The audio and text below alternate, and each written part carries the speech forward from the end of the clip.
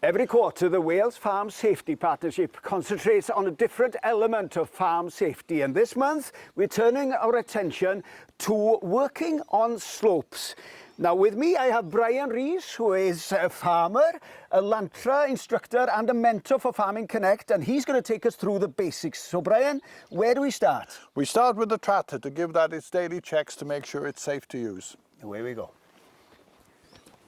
Well, you start off basically, get your oil levels correct. That's the back end oil and the engine oil down that side.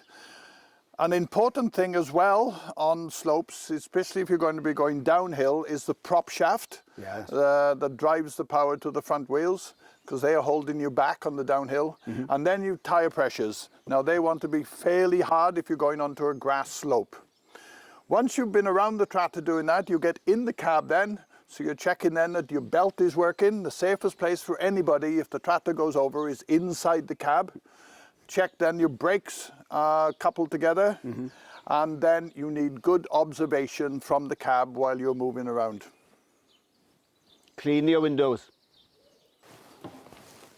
We're on the slope. How do we attack it, I suppose, in a way, is the question, isn't it? Well, how do we prepare for that?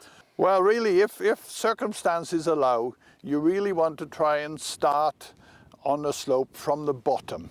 If you can get to the bottom of it, it means then whatever happens later on in the job then, and something goes wrong, you're always going back over ground you've already covered. Whereas if you come in at the top and you lose the tractor in some ways, you're past the point of no return then. So if you can start at the bottom, all the better.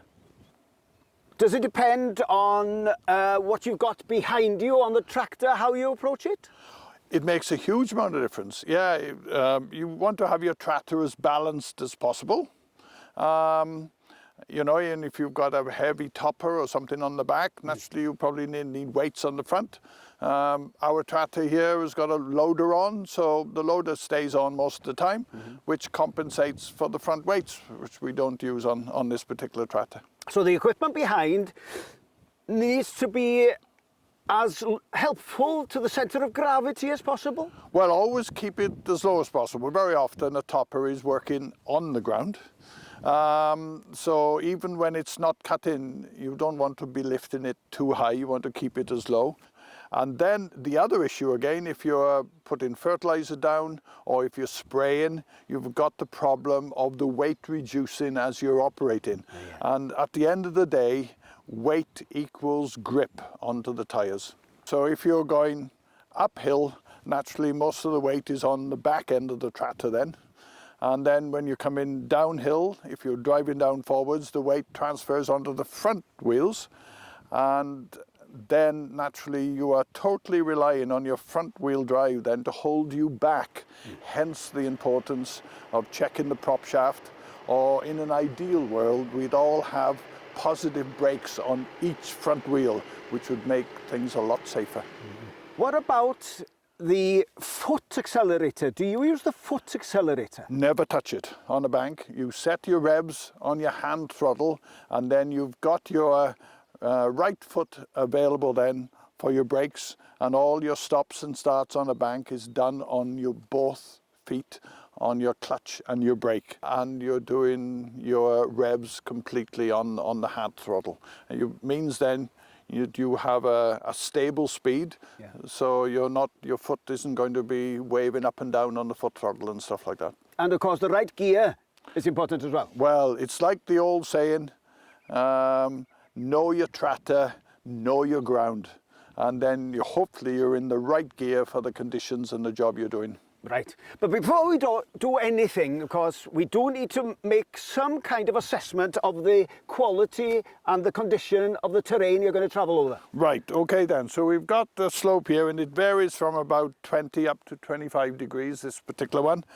So I want to know, first of all, if the tractor will go up forwards. So we have a system that we've tried to encourage people to do over the years of the standard grip test. So you drive the tractor up onto the slope, you get up until it's fairly steep, you then stop and then see if you can start off from there. And if you can start off again, well then you're okay. The point been that it's estimated that it takes about 20% more grip to start off on a bank than it does to keep moving.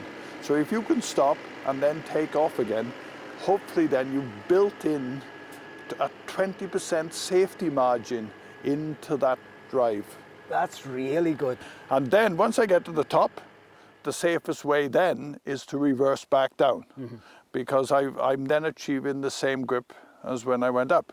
But then if I wanted to do a job here where I wanted to drive down over forwards, I have to do the same thing in reverse then and see if I can reverse up, and then that'll tell me if it's safe to drive down forwards. We call it the grip test.